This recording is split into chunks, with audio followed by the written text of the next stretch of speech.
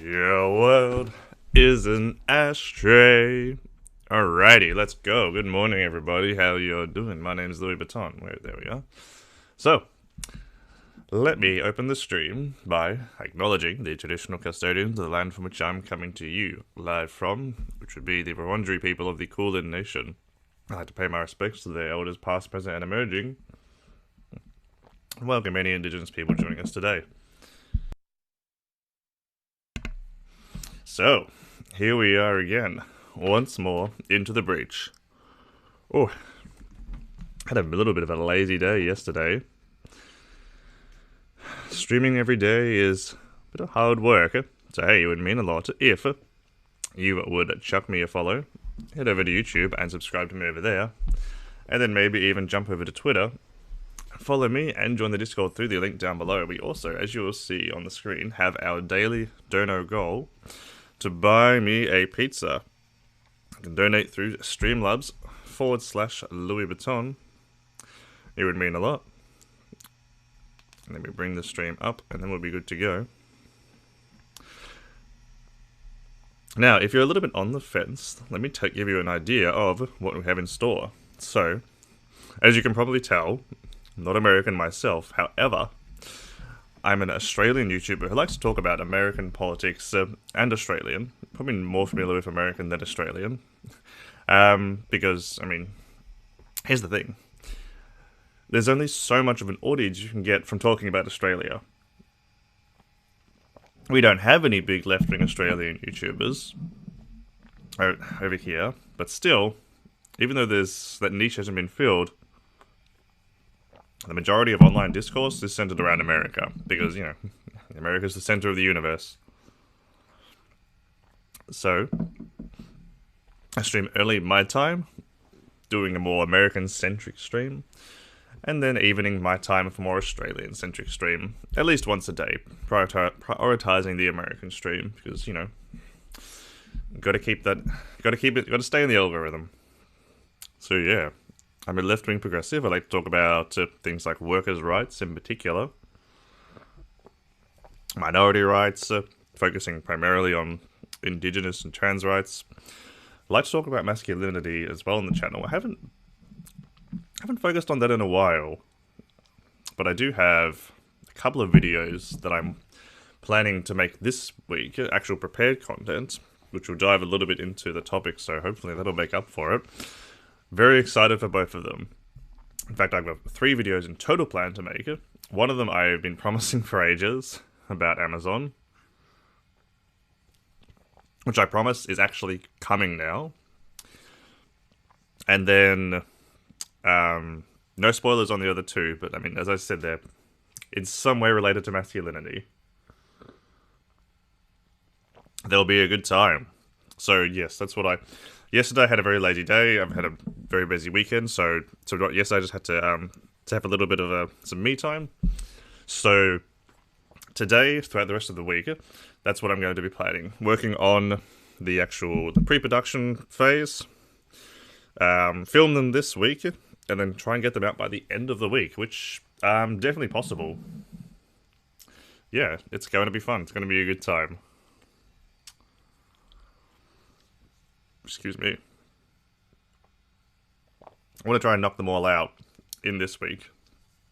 I have a very clear picture in my mind of the 3 videos. One of them will be a bit long. It'll take a lot more work in pre-production phase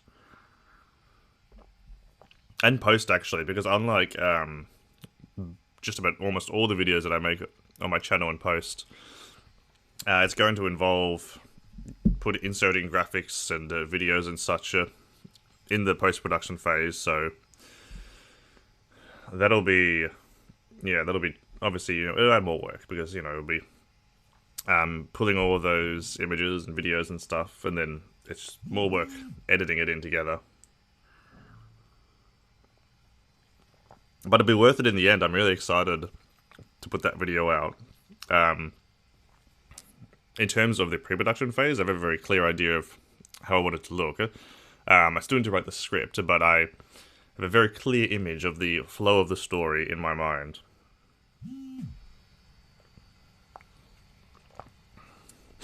So yeah. It's just my phone going off, ignore that. I had woke up to a bit of some bad news. It looks like Right Wing Watch has been banned off YouTube. Now, if you don't know, Right Wing Watch is a platform which is used to, I guess, collect, basically all the crazy shit that gets said on the right. All the stuff that comes out from the, super conservatives, ultra nationalists, the evangelical crowd, the Christian fundamentalist crowd, the white supremacists, the Nazis, all of them. Everybody who falls on the right ends up on Right Wing Watch. So sadly, they have now been deplatformed, despite the content that's on their channel not actually being theirs. It's other people who who are on the platform. The people that they actually feature on the platform haven't been deplatformed, but they have. It was good because it was like a one-stop shop for all the crazy shit that gets said on the right. So you didn't just go digging for stuff that, like Rick Wiles and Pat Robertson would say, like their crazy shit. It would all end up on Right Wing Watch. So it's easy for progressives to go to Right Wing Watch if they need to find something because, it's already there. They don't need to go digging through these people's websites and such. Because, some of it will be on radio, some of it will be on TV, some of it will be online. It's easy having it just in one place. On the Right Wing Watch YouTube channel, which, as I've said, now, unfortunately, has been not demonetized, removed. So, right. And a reminder that the people who feature in Right Wing Watch are still up on YouTube. Because YouTube is very selective. Now, okay, let me also address this issue. Yes, I support private corporations having the right to ban people from their platform who have broken their terms of service.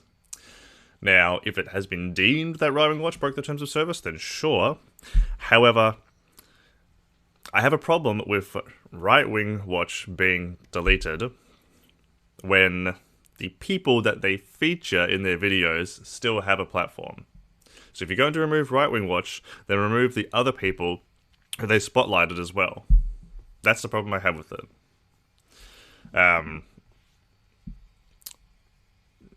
Because if YouTube has a problem with this content, then okay, sure, Right Wing Watch can't have a platform, right? But you can't take their platform away when all they're doing is spotlighting the people who are up on YouTube. So, if you're going to deplatform Right Wing Watch, make sure you deplatform the people they feature. And that's what I have to say about that. So, as I was pulling things for the stream, I had Twitter open. I wasn't really looking. However, I came across this, and I skipped around through it, and I was a little bit surprised, a little bit shocked at what I saw. Because we know that a lot of people on the right are just in it for the money. They say inflammatory shit that gets people riled up because they know it'll get them riled up. They know that it'll get under their skin, so they click their videos and hear what they have to say. So, excuse me, this is what I saw. From PragerU University's Amala... Fuck me. Every time. From Amala, alright? Throwback reacting to Amala's speech as a leftist activist. And this was a bit shocking. The fact that...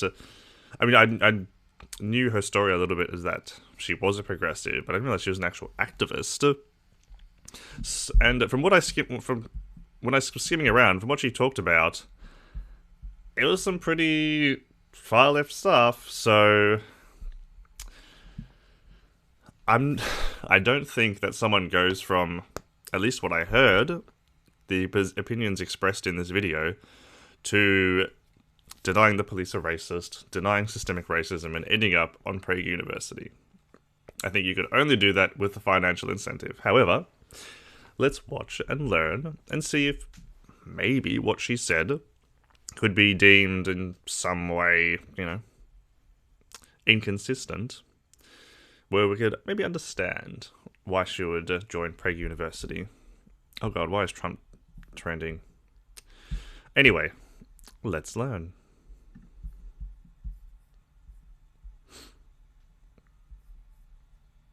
Uh-oh. Hello?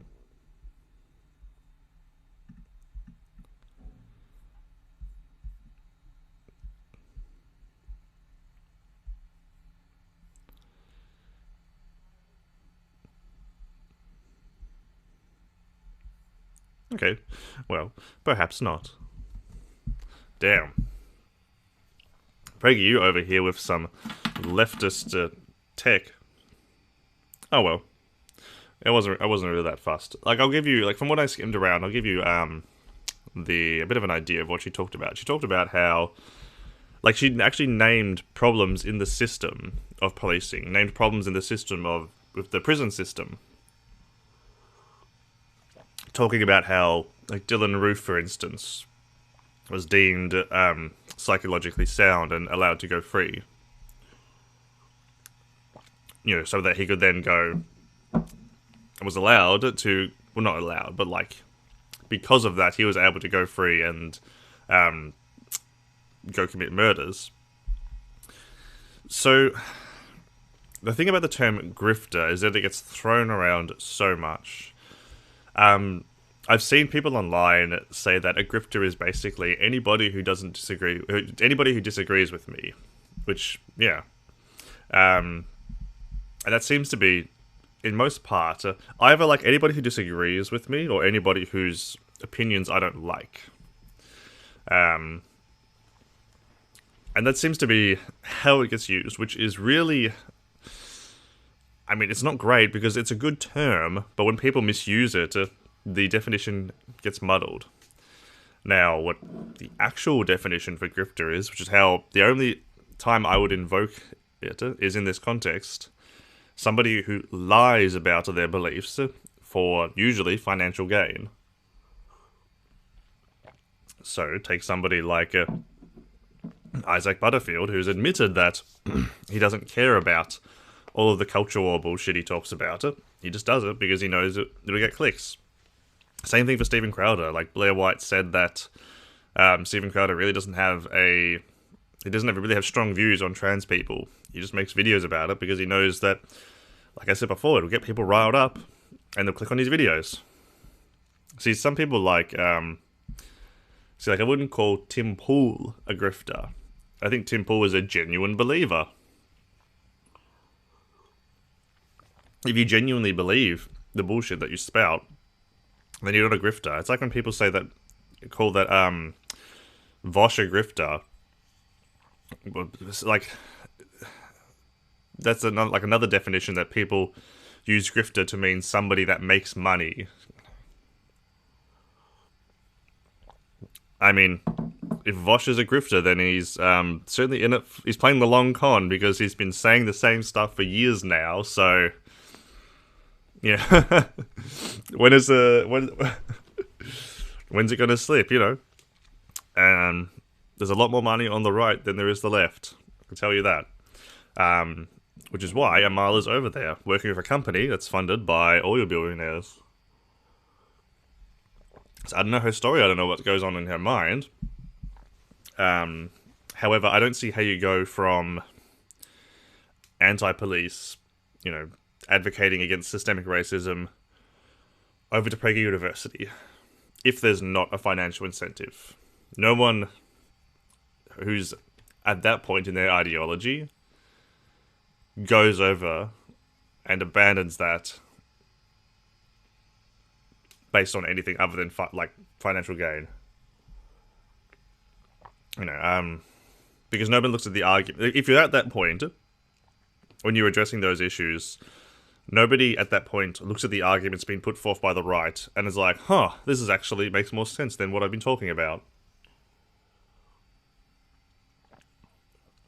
Like, whenever you see debates or panels or whatever between people on the left and the right, when they talk about systemic racism, the left will always be like, here's a study that shows the police are racist. Here's a study that shows about how black Americans are still affected by racist policing, by racist laws.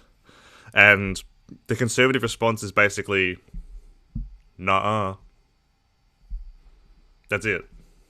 You know, the left just puts forth all this evidence, and the conservative, responds with, well, have you considered, nah. And that's it. It goes nowhere. It's so boring. I mean, conservatism itself is boring, but yeah. So anyway, the point is, when you're at that point, when you are advocating for systemic reform, you do not go over to the right unless there is some kind of financial gain. I'm sorry. Because that's the thing about being on the right, is that being on the right discourages critical thinking, discourages introspection, discourages wrong think. Literally 1984 being on the right. So yeah. Oh, what a shame. I'm feeling very snug right now, sitting here in my poncho. Oh, why is the stream lagging? What did I do? I didn't do anything. Oh, I suppose I changed the camera angle. That's enough to set it off. Excuse me. Hopefully it picks up again. Anyway, as I was saying, I'm feeling very snug here in my poncho. It was freezing when I woke up today.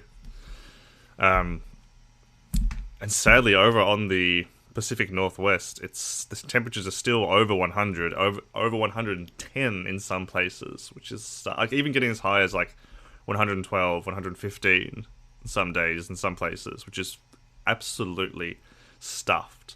That's like 50 degrees Celsius. What do you do? Subtract 30 and then divide by 2, isn't it? I think.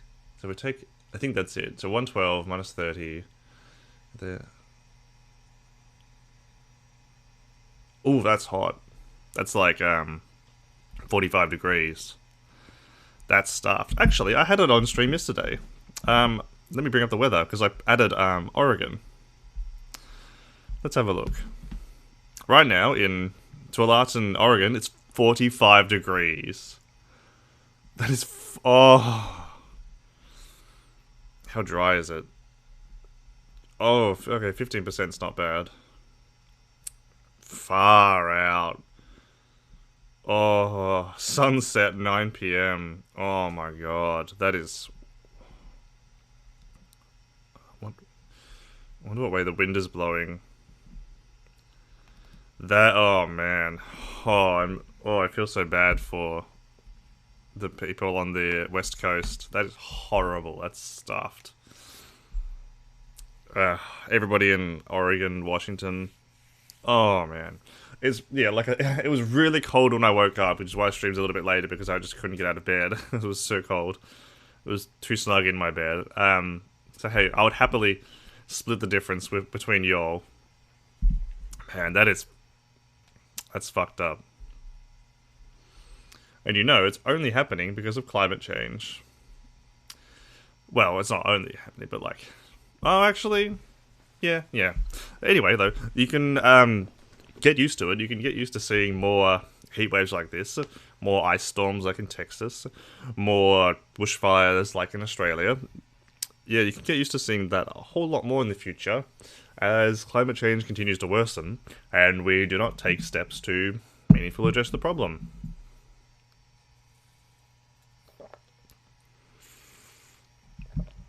So thanks a whole lot to all of the politicians over the last half century who knew about this problem, knew it was getting worse, and didn't do anything to stop it.